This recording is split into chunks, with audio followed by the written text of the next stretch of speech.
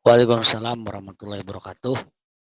Terima kasih, Amir Jaim yang telah memaparkan begitu gamblang baik secara situasional pada saat ini yang kita saksikan sama-sama dan jalan keluar dari itu semua. Jadi kita tidak usah berkecil hati bahwa jalan keluar itu ya ada, yaitu kita harus membangun kembali komunal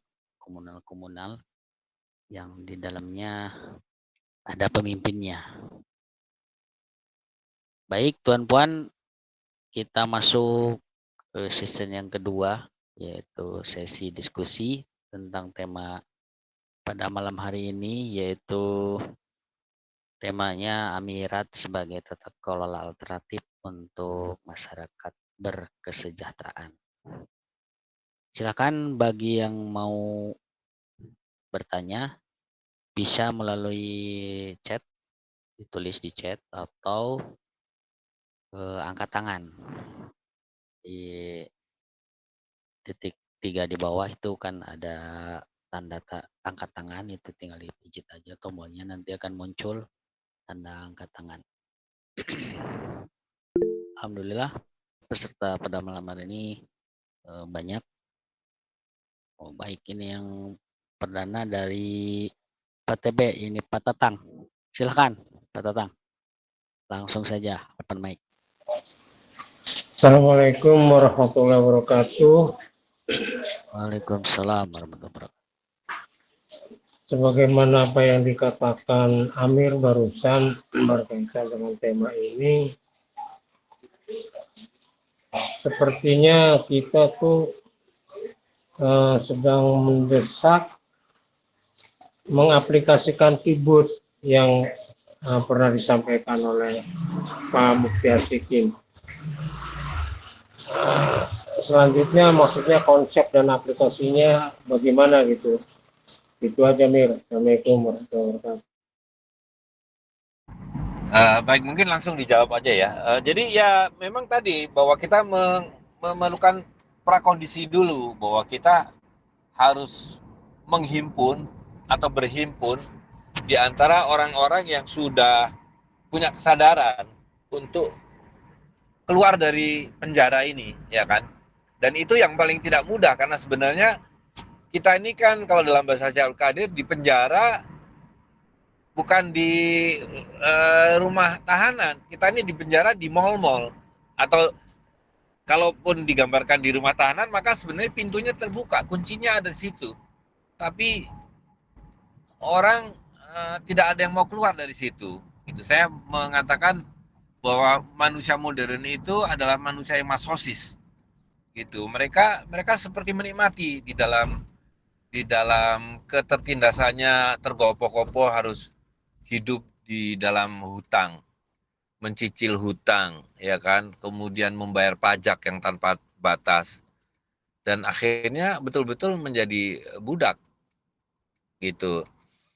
Nah, prakondisi untuk menghidupkan kolbu manusia ini untuk menyadari bahwa dia di dalam sistem perbudakan dan mau keluar dari situ.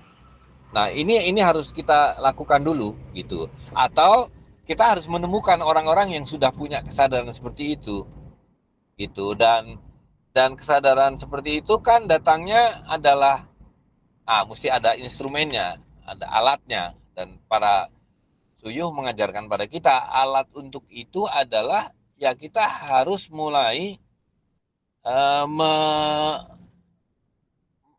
menunduk patuhi atau menjalankan ketundukan kita itu hanya pada Allah SWT gitu. Nah, ini yang hilang dari manusia modern. Itu manusia modern itu takutnya bukan pada Allah Subhanahu wa taala, tunduk patuhnya bukan pada Allah Subhanahu wa taala gitu. Nah, jadi kita harus mulai dari situ dulu. Tetapi Syekh Abdul Qadir mengatakan, kan suka kita bilang begini, saya tapi tidak menemukan ada orang-orang yang seperti itu. Syekh Abdul Qadir mengatakan, ya itu tugas kita, tugas kamu untuk menciptakan, menghadirkan orang yang seperti itu gitu.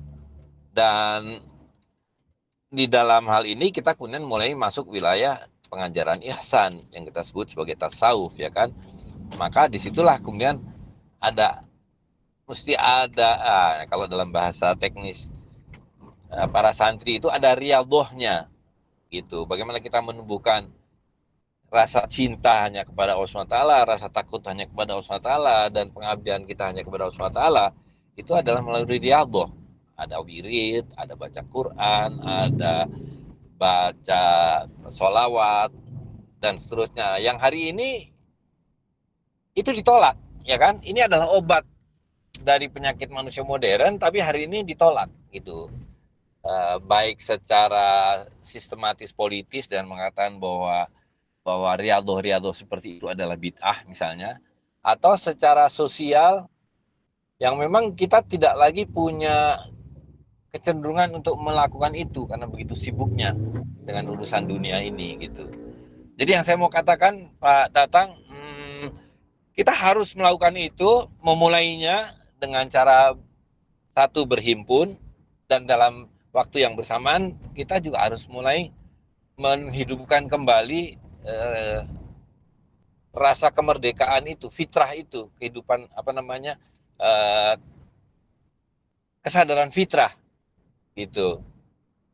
Sebab kalau tidak maka kita akan disibukkan hanya dengan satu pola itu tadi, bahwa Anda akan di penjara dengan hutang dan pajak, sehingga tidak punya ruang untuk berpikir yang lain, untuk berbuat yang lain kecuali mematuhi dan memenuhi itu.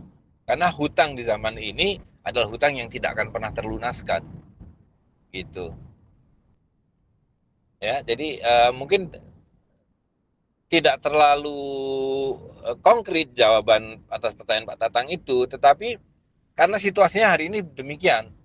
Jadi kita harus berhimpun, kemudian menjalankan riyadhah itu, dan pada saat yang sama secara syariat melakukan hal-hal yang tadi menuju kepada komunitas mandiri yang berkemakmuran, yang terbebas dari hutang, dan seterusnya gitu. Nah, tapi memang sekali lagi bahwa fokus perhatian kita seperti yang selalu diingatkan oleh Amir Rizal adalah pada manusianya ini, dan itu yang tidak mudah gitu. Terima kasih. Baik, terima kasih Amir Jaim jawabannya. Mungkin Pak Tatang ada pertanyaan lain atau tanggapan lain, silakan. Apa cukup? Sementara cukup dulu, Zir. Baik, ya terima kasih Pak Tatang. Ya begitulah, emang situasi zaman sekarang memang kita penjara ya. Dan walaupun dalam realisasi realnya juga memang kadang ada orang yang senang emang hidup di penjara gitu. Karena bisa mencari uang di situ gitu. Banyak juga orang-orang yang senang makanya kayak orang-orang yang suka di penjara itu pengen balik lagi ke penjara. Ya silakan tuan-puan yang mau bertanya, waktu masih panjang, bisa angkat tangan atau melalui chat ya. Silakan. Tema pada malam hari ini yaitu Amirat sebagai alternatif untuk jalan kehidupan kita.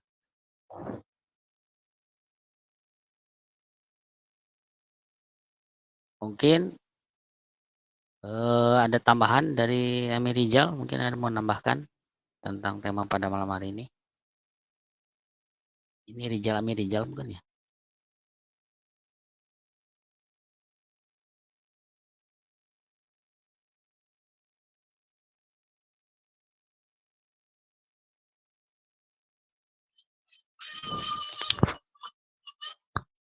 Silakan tuan-puan yang mau bertanya. Pak Tatang, angkat tangannya di ini dulu, Pak Tatang. Di off dulu. Baik, sepertinya ada dari chat masuk dari akun Reksa Anugrah. Mohon maaf Amir, mohon diulang tadi serigala berjalan berjamaah itu bagaimana? Mungkin tadi belum menyimak full, Amir bisa dijelaskan kembali tentang bagaimana serigala berjalan berjamaah itu. Iya, maksud saya itu adalah satu bukti-bukti ya yang kalau kita baca ada satu buku sebetulnya ditulis oleh seorang ilmuwan Rusia namanya Kropotkin, Rusia atau Polandia saya lupa. Kropotkin, dia menulis buku yang kemudian diberi judul Mutual Age. Nah, saya pernah terbitkan itu dalam terjemahannya dengan judul Gotong Royong. Nah, dia memulai bab awal itu dengan menunjukkan tadi kehidupan komunitas-komunitas binatang.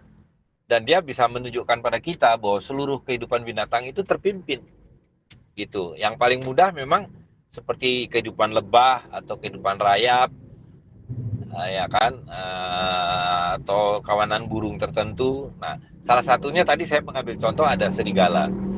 Jadi serigala itu dia tidak individualis, dia tidak hidup sendiri-sendiri, dia berkerumun. Dan ternyata terbukti terpimpin. Nah, salah satu contoh bagaimana mereka hidup itu adalah ketika mereka berjalan berombongan, kalau ada serigala yang tua, atau bukan kalau ada serigala tua, kecepatan mereka berjalan itu diatur. Artinya ada yang memimpin, ada yang mengatur. Supaya yang tua itu tidak tertinggal. Maka kecepatan berjalannya mengikuti kecepatan serigala yang tua. Gitu. Jadi yang saya mau katakan dengan contoh ini adalah bahwa bahkan serigala saja itu punya kehidupan yang terpimpin. Mereka punya kode etik, punya tata aturan yang dijalankan gitu. Nah, apalagi manusia, ya kan? Nah, manusia itu fitrahnya adalah terpimpin. Jadi kita tahu dulu manusia itu tidak ada yang individualistik, dimulai dari keluarga, kemudian dari marga, kemudian klan, kemudian membesar, tapi semuanya adalah ada tata aturan dan kepemimpinannya gitu. Tidak seperti hari ini. Hari ini bahkan keluarga saja didaki, ya kan? Di mana keluarga yang dulu adalah keluarga besar kemudian diperkecil menjadi yang disebut sebagai keluarga nukleus dengan hanya 2 anak atau 1 anak, ya kan?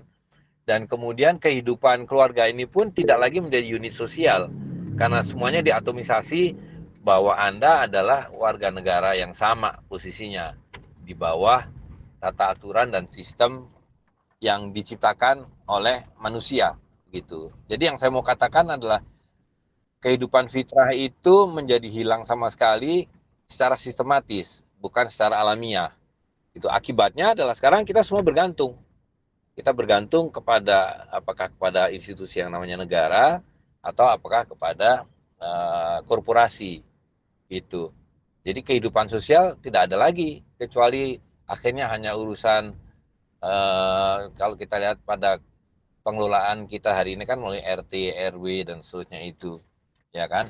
Itu kan sudah bukan lagi kehidupan sosial yang alamiah gitu karena bahkan mengurus sampah pun sudah tidak dilakukan karena sekarang diserahkan kepada tukang sampah gitu. Nah, ini adalah satu bentuk yang menghilangkan ketahanan dan keamanan masyarakat gitu. Nah, jadi itu kontrasnya dengan tadi kalau kita bisa kembali menghidupkan komunitas-komunitas terpimpin, maka ya mungkin contoh terbaiknya saat ini adalah kibbutz itu. Semuanya dipenuhi secara sosial oleh komunitas tersebut. Atau contoh lain yang bisa kita ambil, misalnya Republik Indonesia ini runtuh, maka masyarakat Badui, masyarakat Cipta Gelar, masyarakat mungkin suku anak dalam dan sebagainya, mereka akan survive. Karena mereka hidup secara sosial, dengan aturannya sendiri, dengan cara kehidupannya sendiri, yang tidak bergantung kepada sistem dari luar gitu.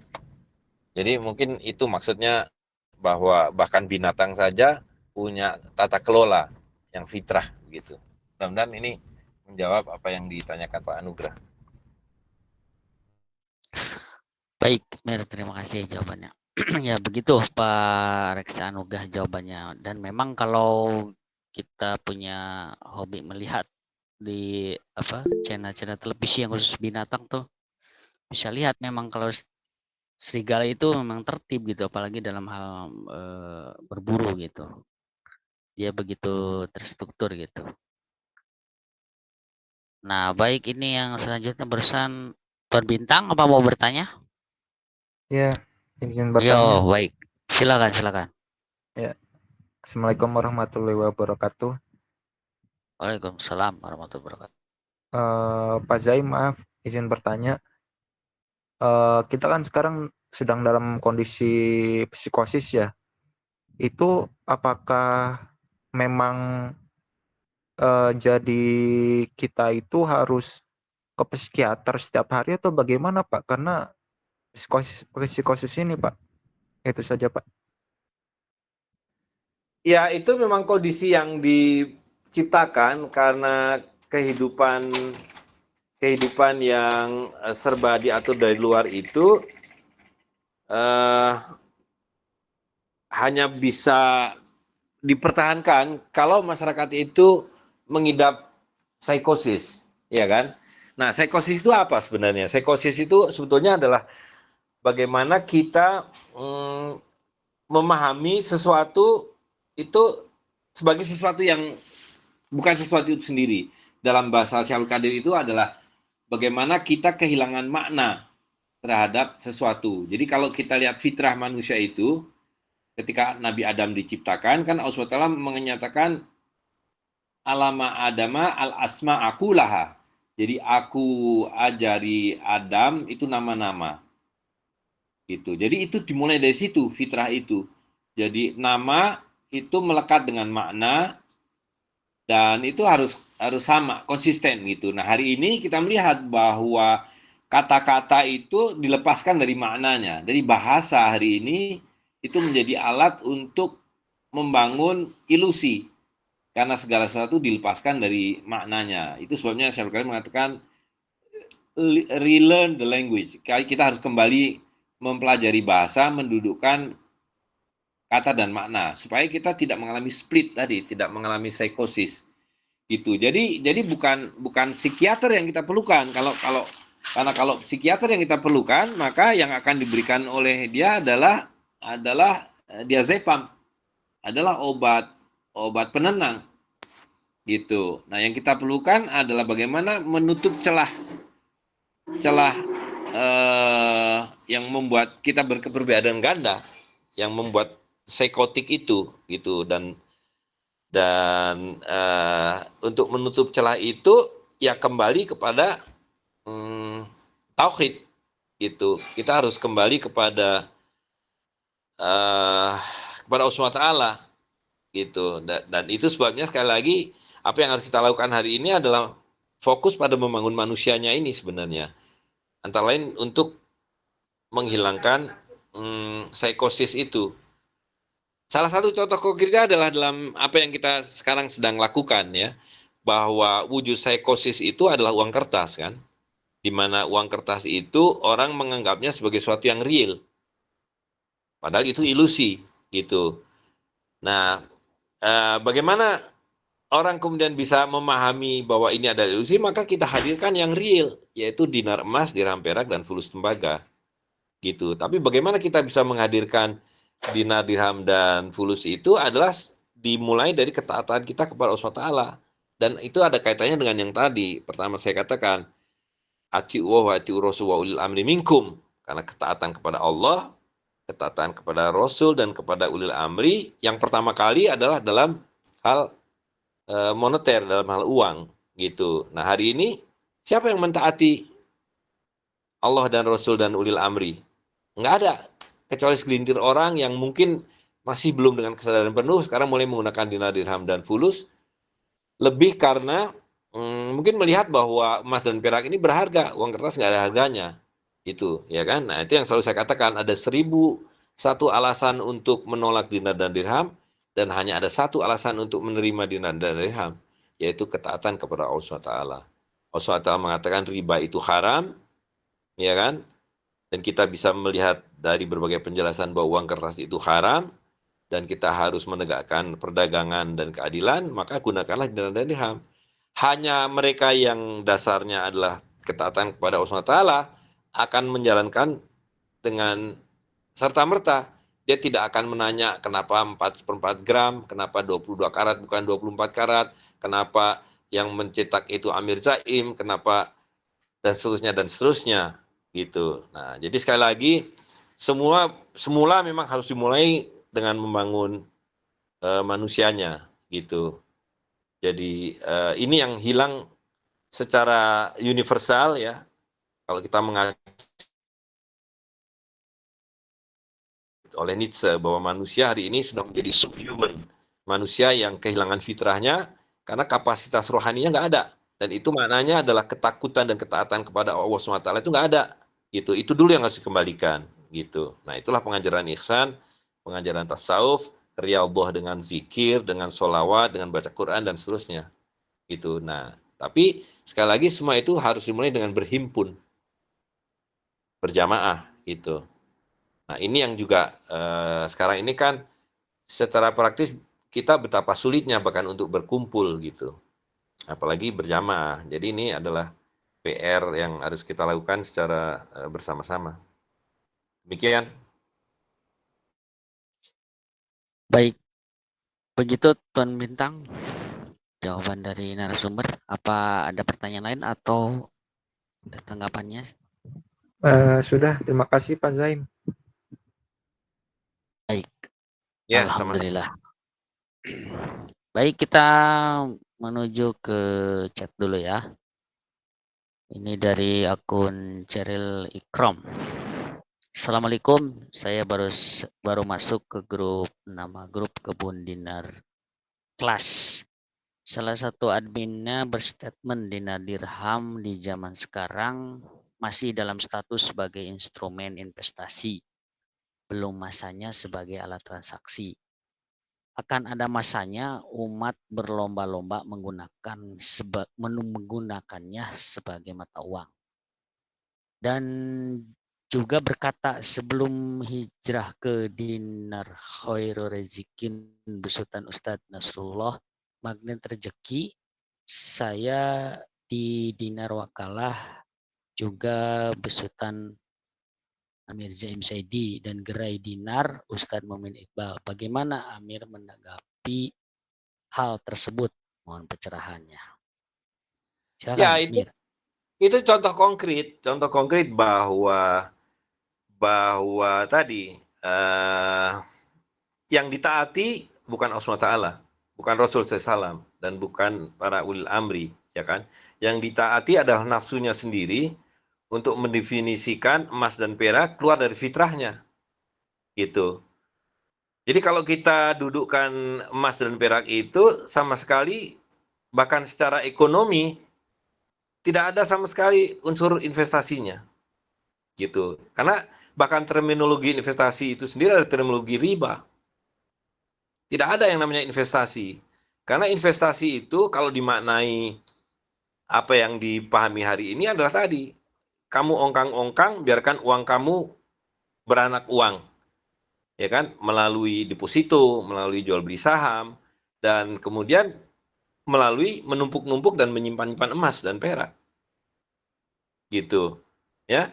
Nah, jadi ini contoh konkret betapa banyak orang-orang yang bahkan dikenal sebagai ustadz kah itu, sebagai kiai kah itu, tapi dia adalah ingkar dan dengan atas nama syariat sesungguhnya dia melawan syariat Islam. Itu. Nah, tapi sekali lagi bahwa orang-orang yang menggunakan dinar dan dirham sebagaimana yang seharusnya itu dasarnya hanya satu yang tadi saya bilang. Ketaatan kepada Allah dan Rasulnya, atau dalam bahasa tekniknya ketaatan kepada syariat Islam. Itu. Nah, orang-orang yang mengatakan bahwa dinar dan dirham itu digunakan sebagai investasi dan buat elektoral, itu membunuh syariat. Itu menyesatkan umat. Gitu ya. Nah, jadi itu yang saya maksud tadi bahwa bahkan ketaatan pertama pada Allah, pada Rasul dan ulil amri itu pada masalah dinar dan dirham. Gitu. Jadi sekarang kemudian tinggal bagaimana seseorang bisa memahami itu dan mau mengikuti yang mana, mau mentaati yang mana. Kalau Anda mengatakan bahwa dinar dan dirham adalah uang yang harus digunakan hari ini, berarti Anda mentaati Allah dan Rasul-Nya. Tapi kalau Anda mengatakan bahwa dinar dan dirham hari ini adalah investasi, dengan kata lain bahwa uang kita adalah mata uang kertas, maka Anda mentaati Rothschild, Anda mentaati Rockefeller, Anda mentaati bankir-bankir Yahudi itu, walaupun mengatasnamakan syariat Islam dan mewujudkannya dalam bentuk koin emas dan perak. Gitu.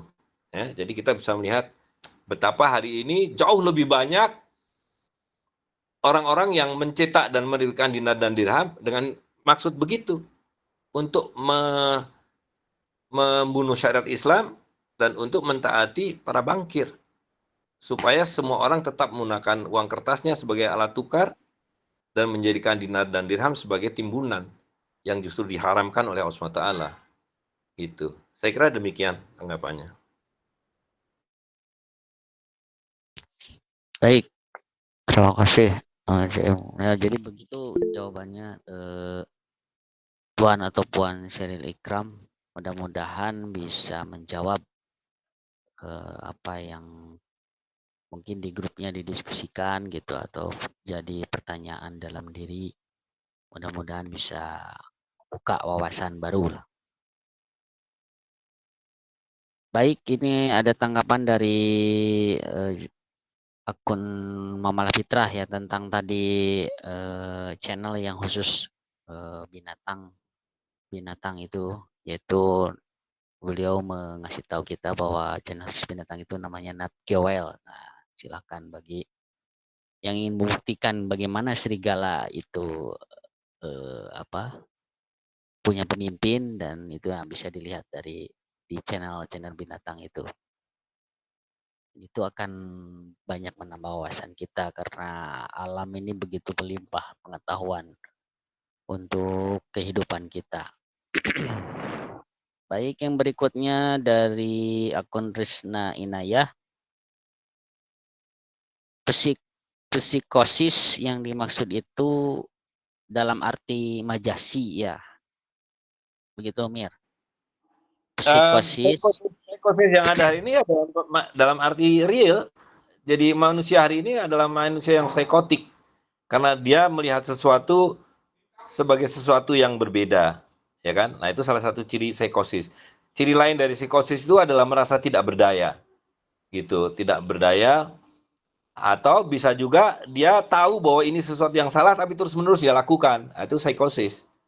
Dan ini sama sekali bukan metaforik, ini adalah real. Manusia modern hari ini adalah psikotik, gitu, karena dia melihat kertas itu, secari kertas itu sebagai emas dan perak, sebagai harta nyata, gitu. Sebetulnya itu adalah ilusi, gitu ya. Jadi yang dimaksud psikosis di sini adalah real, bukan metaforik, gitu, bukan majas.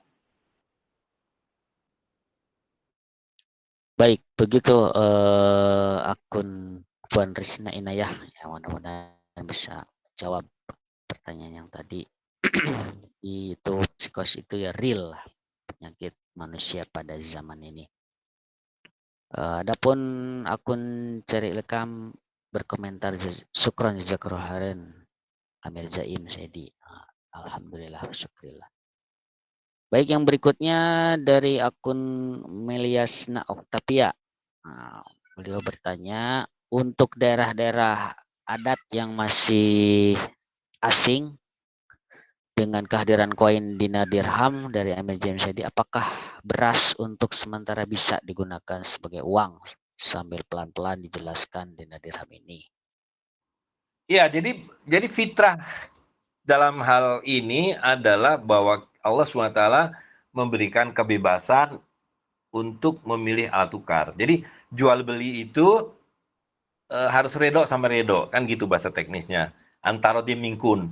Maknanya adalah tidak boleh ada yang memaksakan bahwa kamu jual beli hanya dengan A dengan B, bahkan dengan emas atau perak, itu sama sekali tidak boleh. Ya kan? Dengan kata lain, kalau tidak ada emas, tidak ada perak, adanya beras, ya lakukanlah jual beli itu dengan beras. Jadi bayangkanlah, justru dalam masyarakat yang masih terisolir dari sistem yang modern dan tadi keluar dari fitrah, ya kan, maka yang akan berlaku seperti itu. orang punya padi ditukar dengan sayuran dan sebagainya, atau yang masih berlaku hari inilah di Papua sana, bahkan ada yang orang menyebutnya sebagai barter gitu. Nah, barter dalam pengertian benda ditukar dengan benda yang lain itu kan ada problem, karena ada orang yang memerlukan barang tertentu yang nggak mau ditukar dengan barang tertentu yang lain yang punya si A, si B. Maka kita perlu perantara. Nah, bahkan sebagai perantara ini pun ada sejumlah komoditas yang lazim diterima, ya kan? Dulu ada kurma, ada garam. Nah, tapi yang terpilih sebagai yang terbaik itu adalah emas dan perak. Jadi emas dan perak itu bukan keharusan. Nah, tetapi kalau kita pahami dalam konteks hari ini, maka apa yang disingkirkan dari kehidupan fitrah itu kan emas dan perak. Gitu. Jadi kalau Anda baca buku yang baru saya tulis itu saya jelaskan dengan agak berurutan ya, berburu perak. Jadi berburu perak itu ada urutan bab-babnya kan begitu. Bagaimana dulu manusia itu menggunakan perak dan emas sedikit ya kan. Kemudian muncul standar emas dan perak, di mana mulai emas dan peraknya masih ada, tapi mulai dinisbahkan dengan kertas dan nilai tertentu, kemudian berubah lagi menjadi uang kertas berstandar emas, dan kemudian sepenuhnya menjadi uang fiat. Dan kemudian kenapa kita harus kembali kepada emas dan perak, gitu. Nah, jadi itu adalah ada konteks yang perlu kita pahami karena berlakunya sistem banking dan uang kertas yang membawa kita kepada satu solusi yang fundamental, yaitu mengembalikan emas dan perak. Tetapi secara fitrah, alat tukar itu boleh apa saja, bahkan emas dan perak pun tidak boleh dipaksakan. Gitu. Jadi kalau dan itu menjawab sekaligus pertanyaan orang bahwa apakah emas itu cukup, apakah perak itu cukup. Ada emas, ada perak, ada tembaga, ada padi, ada kurma, ada kedelai dan seterusnya, ya kan? Nah, jadi alat tukar itu boleh apa saja dan dalam tradisi apa saja yang diterima sepanjang tentu memenuhi syarat-syarat sebagai alat tukar. Dia tidak mudah busuk. Kalau sawi nggak bisa jadi alat tukar karena besok udah busuk. Gitu. Ikan tidak bisa jadi alat tukar karena selain besok busuk, dia nggak punya unit account, nggak punya takaran atau timbangan yang fix. Seperti yang kita sebut sebagai 1 gram atau 1 miskol atau 1 ounce dan seterusnya. Gitu. Nah, para pemikir Yunani kuno pun sudah mendefinisikan itu kan, seperti Aristoteles dan sebagainya.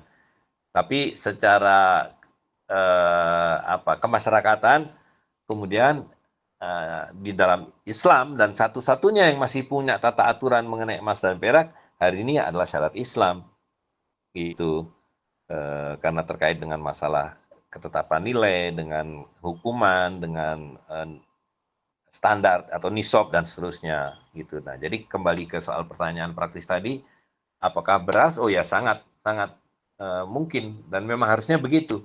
Kita tidak membatasi alat tukar itu harus emas dan perak. Gitu. Beras, kedelai, semua komoditi yang bisa bersifat sebagai alat tukar harus kita kembangkan. Gitu. Demikian, terima kasih. Baik, sepertinya ada tanggapan lagi, Emir. Tanggapannya dari akun Meliasna Oktavia, bagaimana tanggapan Amir terhadap pemaksaan proyek strategis nasional terhadap keberlangsungan komunitas-komunitas adat ini? Ya, Gitu, Amir. begini, ada hal-hal yang di luar kendali kita ya, kalau kita, maksud saya bicara dalam konteks komunitas masyarakat gitu. Nah, tetapi kalau kita bicara dalam konteks hubungannya dengan katakanlah tata kelola kemasyarakatan yang berlaku hari ini, kan juga ada yang namanya hukum,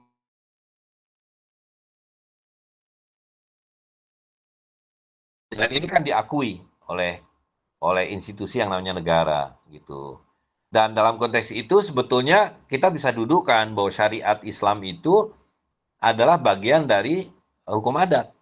Jadi kalau kita lihat, kalau saja ada ahli hukum yang bisa menjelaskan ini ya, kalau kita lihat dulu munculnya konstitusi. Nah, konstitusi ini kan menggantikan risalah, di mana risalah itu diterjemahkan dalam bentuk syariat Islam. Jadi di Aceh, di Goa, terutamanya dua inilah yang bisa kita lihat, atau di Banjarmasin itu juga ada kitab-kitab fikih yang mengatur tata kelola kemasyarakatan.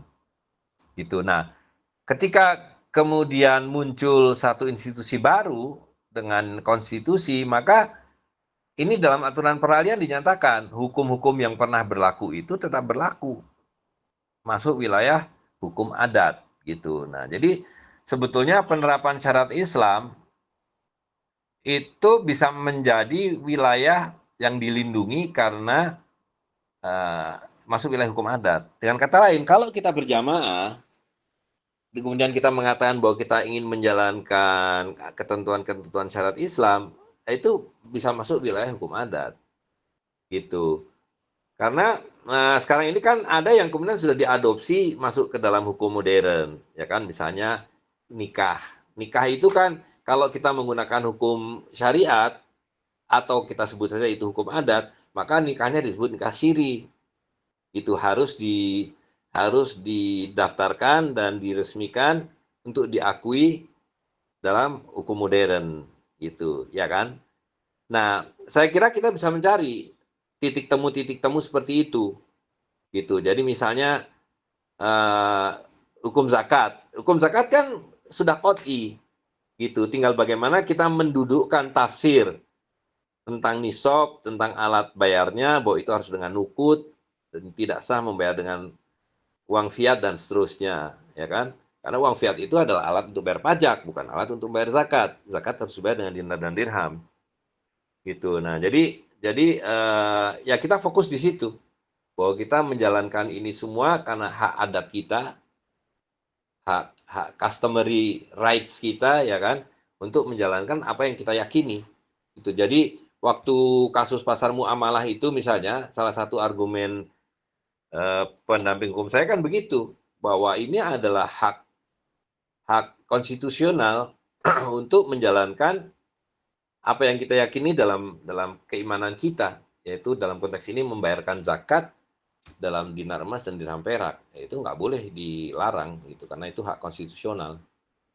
Itu apalagi kalau kemudian bisa kita tarik ke bawah, didefinisikan bahwa syariat Islam ini adalah masuk wilayah customary law, masuk wilayah hukum adat. Tinggal bagaimana kita membangun satuan kemasyarakatan adat yang didasarkan pada hukum syariat. Jadi maksud saya begini, misalnya masyarakat Minang atau masyarakat Aceh lah. Dulu kan mereka bahkan punya slogan kan, hukum bersandi syara, hukum bersandi adat, adat bersandi syara, something like that lah. Yang intinya adalah bahwa ujungnya itu semuanya bermuara pada hukum syariat. Itu yang kita definisikan secara formal sebisa mungkin itu adalah bagian dari hukum adat, gitu. Sehingga kita terlindungi.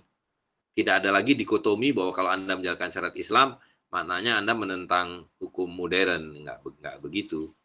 Ya kan? Buktinya soal nikah bisa, soal apalagi dan seterusnya, ya kan? Saya kira demikian mungkin penjelasan yang bisa kita berikan. Baik, begitu Puan Meliasna Oktavia jawabannya. Baik, yang akun berikutnya yaitu dari Muamalah Fitrah. Assalamualaikum Jaim. Berarti setelah berhimpun dalam jamaah, hal yang bisa dimulai adalah membangun tulang punggung, sandang pangan dan papan, ya Mir. Begitu. Ya, itu kan salah satu justru implikasi dari kalau kita berhasil membangun satu komunitas yang proper gitu ya. Maka salah satu wujudnya adalah tadi bahwa kita punya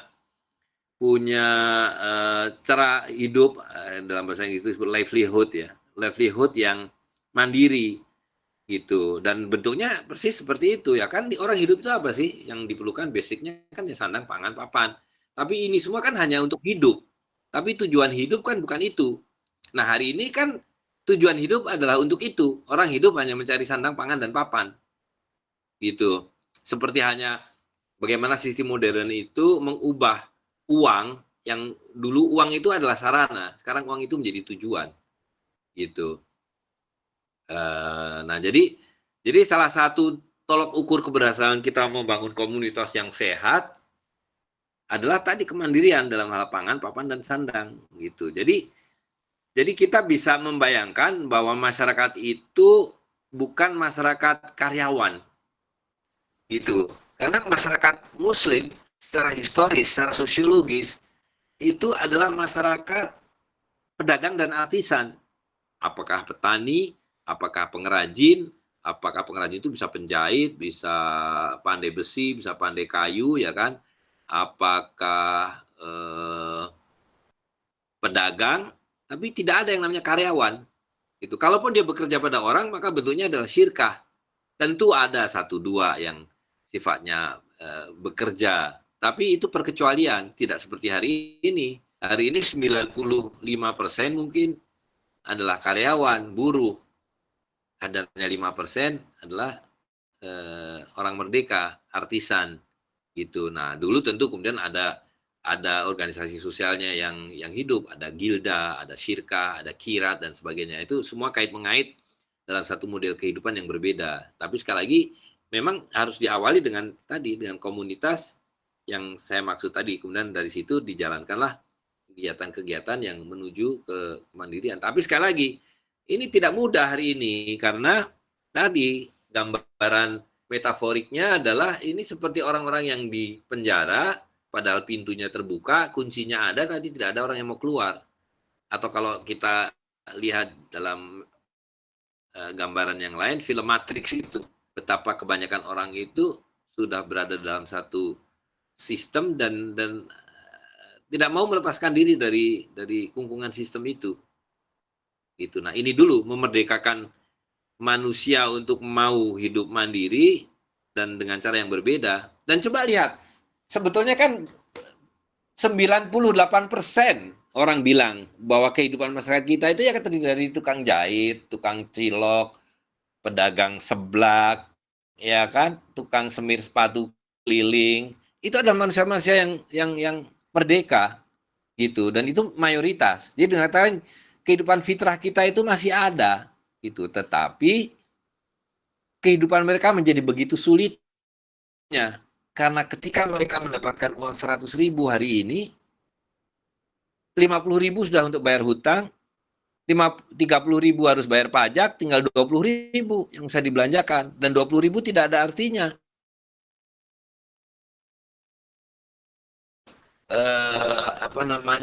Dapat gorengan 5 potong atau dapat singkong 1 kilo karena kita menggunakan mata uang fiat yang terus-menerus memiskinkan gitu. Nah, jadi sekali lagi bahwa itu adalah bukti dari kemampuan kita atau kemandirian kita adalah justru itu, dan harus dimulai dari situ, ya kan?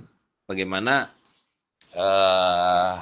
sandang pangan papan itu bukan menjadi tujuan lagi, tapi itu adalah sarana untuk hidup dan mencapai tujuan yang lebih tinggi, gitu. Yang bermuara pada akhirnya manusia menyadari bahwa dia di dunia ini hanya sementara, hanya untuk menuju kepada yang menciptakannya, yang maha kuasa, yang harus dipatuhi, ditaati, dan seterusnya. Dan dengan begitu hidupnya bahagia. Hari ini nggak ada kebahagiaan di dunia ini. Gitu. Yang ada orang bunuh diri, ada orang istri membunuh anak, suami membunuh istrinya, ada ibu bahkan membunuh anaknya. Ini udah luar biasa. Sudah kita sudah nggak bisa menerima harusnya hal itu. Tapi pada akhirnya itu terjadi dan dibiarkan karena semua orang menghadapi persoalan hidup yang sama, gitu. Saya kira demikian. Baik, begitu akhlak muamalah fitrah. Ya, jawabannya mudah-mudahan bisa menjawab ya. Ya, ini sangat penting terutama bagi kaum para pemuda lah untuk siap menjadi pelopor lah untuk menjadi kehidupan yang fitrah, menghadirkan kehidupan yang fitrah. Baik, yang berikutnya dari akun Amrun Zauki. Amir izin bertanya, dalam konteks berjamaah dalam komunitas ini dan dihubungkan dengan kajian sebelumnya tentang kebebasan seutuhnya, mengenai pentingnya penguatan kolbu. Kemana kita harus mendidik dan menguatkan kolbu kita saat ini, Amir?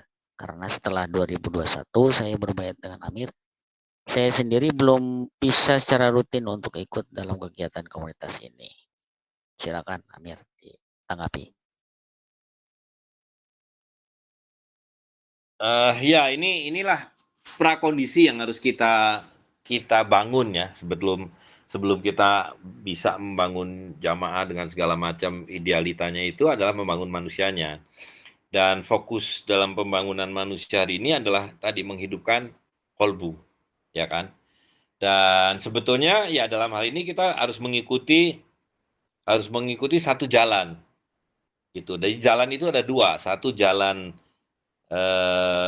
syariat ya, dan itu adalah jalan yang sifatnya umum, jalan yang lebar lah gitu. Nah, itu yang kemudian kita kenal sebagai zahaba, berjalan pergi melalui satu jalan yang disebut sebagai madhab gitu. Jadi kalau kita mau menjalankan syariat Islam itu, maka kita harus mengikuti madhab tertentu, di mana hari ini yang masih bertahan dan kita kenal ya ada 4 madhab itu ya kan. Apakah Anda mengikuti jalan Hanafi, apakah Anda mengikuti jalan Maliki, apakah Anda mengikuti jalan Syafi'i, atau mengikuti jalan Hambali, tapi harus mengikuti jalan itu. Kalau nggak akan nyampe kemana-mana gitu. Anda nggak akan sampai pada tujuan. Nah, selain jalan yang sifatnya umum, yang semua orang harus masuk ke dalamnya, maka ada jalan setapak. Jalan setapak untuk sampai kepada tujuan yang sifatnya lebih pribadi-pribadi. Nah, itu yang disebut sebagai tarik. Jalan torik, ya kan? Itulah tarikah. Dan itu kemudian kita mengikuti riadoh-riadoh tertentu. Itu. Nah, inilah wilayah kolbu. Syariat itu wilayah kaki, tangan, kepala, mata, hidung, panca indera, ya kan? Tetapi torikoh, jalan setapak, itu lebih pribadi sifatnya, dan itu urusannya adalah urusan kolbu. Nah, itulah maka kita harus mengikuti satu tertentu gitu supaya kita dibimbing. Nah, disitulah kemudian nanti akan ada riadoh-riadoh tertentu ya kan. Setiap torikoh akan punya cara wiridnya sendiri, cara riadohnya sendiri. Mungkin pengajaran kamu harus puasa Senin Kemis, kamu harus bersedekah gitu. Nah, itu banyak riadoh yang harus kita tempuh. Nah, disitulah yang bisa kita lakukan adalah sekali lagi dengan cara berkumpul. Nah, dalam konteks ini berkumpulnya agak berbeda dengan berjamaah dalam konteks jalan syariat.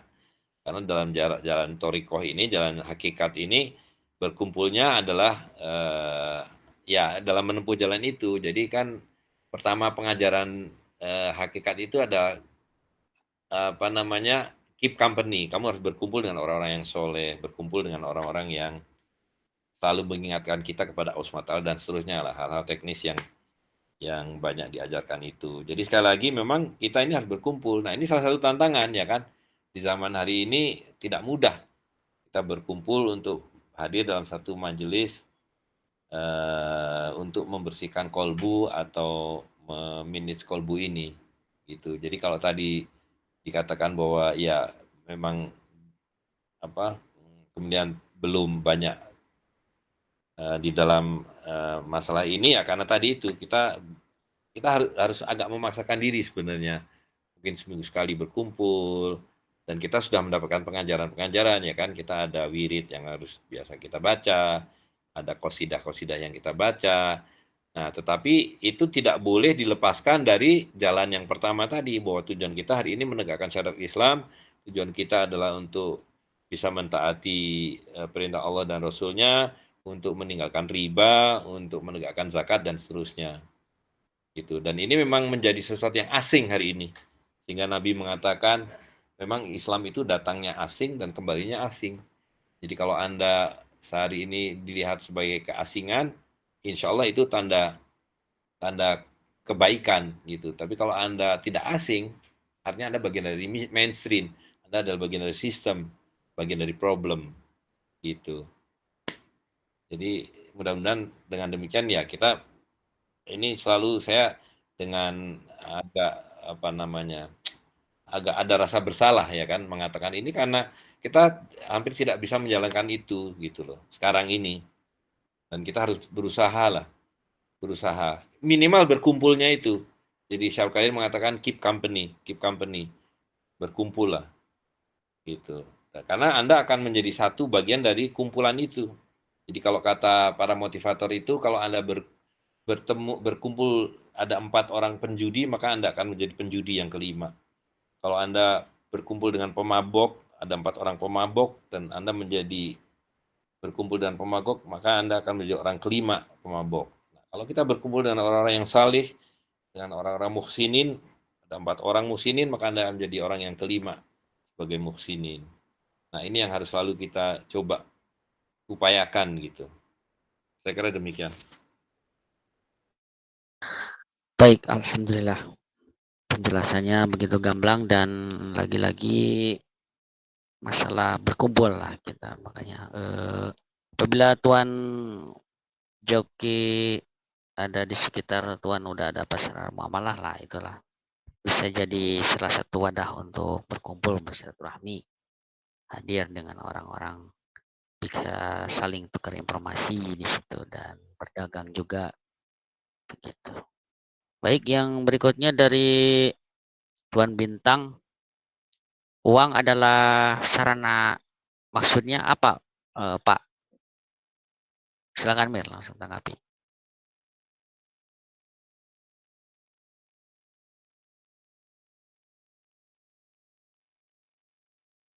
Mir, Halo, ini dari maaf tadi uang, agak. uang adalah sarana, maksudnya apa? Oh ya, orang punya uang itu kan adalah alat untuk membeli beras, alat untuk membayar sekolah, alat untuk membeli baju dan sebagainya. Nah, hari ini sarana untuk itu sudah bercampur menjadi tujuan. Uang dipakai untuk mencari uang. Uang digunakan untuk memperanakkan uang. Jadi uang menjadi tujuan. Dan ketika sarana dan tujuan itu bercampur, ya kita menjadi bagian dari psikosis itu, gitu. Ya, jadi maksudnya tadi bahwa uang itu harusnya ya sekedar untuk sarana hidup. Hari ini uang menjadi tujuan. Gitu. Orang seperti hanya sandang pangan papan itu. Akhirnya dia bukan menjadi sarana tapi menjadi tujuan gitu. Ya mudah-mudahan bisa dipahami ya. Jadi uang mencari uang demi uang begitu. Ya begitu Tuan Bintang jawabannya. Mudah-mudahan bisa pahami ya. Baik, yang berikutnya dari Tuan Ceril Ikram. Afwan Amir, apakah Wakala Al Makassari Sulsel masih aktif? Katanya begitu pertanyaannya. Ya itu wakilnya sekarang tinggal di Jerman, jadi wakalanya nggak aktif itu. Tapi ada Bang Musawir itu, apa namanya, dia bisa menggantikan sementara. Jadi kalau ada yang memerlukan koin atau apa, itu kan banyak koin yang beredar dari pasar, bisa ditanyakan apakah bisa dipertukarkan di sana gitu.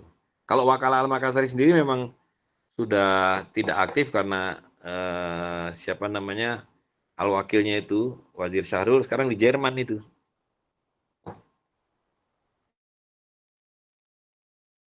Ah begitu. Jadi sekarang bisa ke Tuan Musawir. Mungkin yang punya kontaknya bisa di-share lah di chat ya.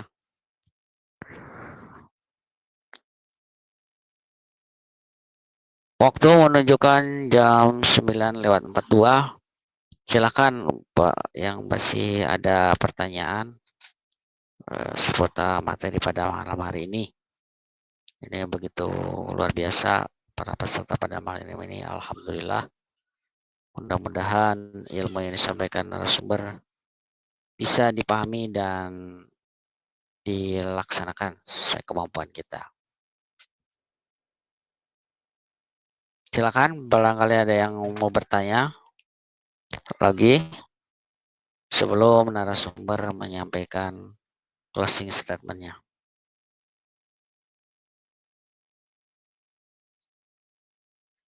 Sepertinya tidak ada yang mau bertanya lagi, Amir, sebelum ditutup. Mungkin Amir bisa menyampaikan closing statement tema pada malam hari ini. Ya, Silakan Amir Jaim. baik. Apa yang bisa kita lakukan saat ini adalah, atau pertama kita harus menyadari dulu ya bahwa situasi kita hari ini adalah kita berada dalam kehidupan yang keluar dari fitrah gitu. Jadi kalau kita menyadari itu sudah setengah dari perjalanan yang harus kita tempuh. Dengan kata lain, kita harus berhenti untuk denial ya. Dan bentuk denial itu kan bisa saja tanpa disadari adalah sebentuk psikotik tadi. Kita merasa tidak berdaya begitu mencengkeramnya sistem ini dan kita tidak bisa keluar darinya dan menyerah pada keadaan dan tidak melakukan apa-apa gitu. Nah, itu bentuk lain dari psikosis gitu. Nah, kita harus menyadari itu dan secara bersamaan kesadaran itu bisa kita tumbuhkan justru melalui berhimpun itu. Jadi salah satu cara kita untuk menghilangkan perasaan ketidakberdayaan kita itu adalah dengan berhimpun. Gitu. Karena selama kita tidak berhimpun, maka semua persoalan itu menjadi persoalan personal. Jadi kenapa Anda harus membeli rumah atau mobil hanya dengan cara ngambil KPR dan kredit? Gitu. Karena Anda melihat itu dan memang dibuat begitu, persoalan ini adalah persoalan personal. Tapi begitu Anda berhimpun, Anda punya seorang amir, dan seorang amir ini adalah orang yang mengerti tugas-tugas keamirannya, maka persoalan personal itu berubah menjadi persoalan sosial, menjadi persoalan komunal. Nah, maka akan bisa dirumuskan solusi-solusinya, ya kan? Dengan diterbitkan dinar dan dirham, dengan diadakan kirat, dengan ada syirkah, dengan didirikan baitul mal, dengan dihidupkan wakaf-wakaf dan seterusnya. Gitu. Nah, jadi saya hanya ingin menyarankan apapun kondisi yang ada hari ini mulailah dengan berhimpun. Jadi pada tingkat yang paling praktis lah ya, banyak sekali orang mengatakan saya tidak bisa menjalankan dinar dan dirham ini karena nggak ada yang menjalankan gitu. Karena Anda melihat ini sebagai persoalan personal. Begitu Anda berjamaah, Anda ajak orang-orang, maka berubah posisinya gitu. Nah, jadi hari ini kan kira-kira kalau disimpulkan itu semua orang ingin berubah karena kondisinya yang sudah begitu tidak nyaman, tidak enak, membuat penderitaan dan seterusnya. Tapi hanya sedikit orang yang mau melakukan perubahan. Gitu. Nah, jadilah orang yang mau melakukan perubahan itu. Ubah dulu diri kita. Karena Allah sudah mengatakan la yughayyiru ma biqaumin hatta yughayyiru ma bi anfusihim. Allah tidak akan merubah keadaan ini. Allah tidak akan mengubah sistem ini. Allah tidak akan mengubah masyarakat ini kecuali kamu mulai dari mengubah nafs kamu sendiri. Gitu ya kan? Dan dalam konteks muamalah itu yang paling praktis adalah kita mengubah kecanduan kita hari ini pada riba. Kita harus mengubah perilaku dan kebergantungan kita, kecanduan pada uang kertas, pada riba ini, kepada yang hak. Gitu. Mulailah besok memiliki dinar dan dirham. Setengah dirham aja, tapi rutin dilakukan itu. Maka Anda akan menjadi bagian dari perubahan itu. Gitu ya. Nah, jadi mudah-mudahan kajian-kajian kita pekanan ini yang terpenting adalah membangun etos itu. Bahwa kita ingin perubahan, dan kita nggak bisa hanya menginginkan perubahan, tapi kita harus menjadi bagian dari mereka yang melakukan perubahan. Gitu. Saya kira demikian, Wazir Indra. Mudah-mudahan bermanfaat.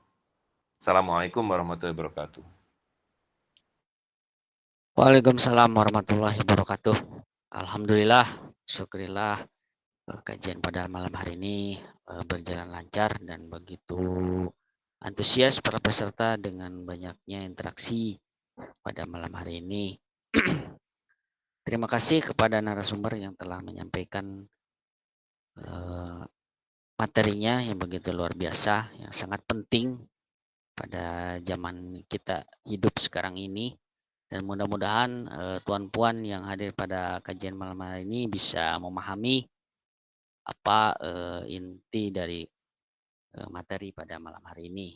Dan insya Allah pada pekan depan dengan narasumber yang sama akan menyampaikan materi yang lainnya lagi. Insya Allah. Mudah-mudahan kita doakan narasumber Amir James Edi diberikan kesehatan, panjang umur, dan kelancaran rezekinya. Baik, tuan puan semuanya, kajian pada malam hari ini saya tutup. Mohon maaf atas segala kekurangannya. Wabillahi taufiq walhidayah. Wassalamualaikum warahmatullahi wabarakatuh. Waalaikumsalam warahmatullahi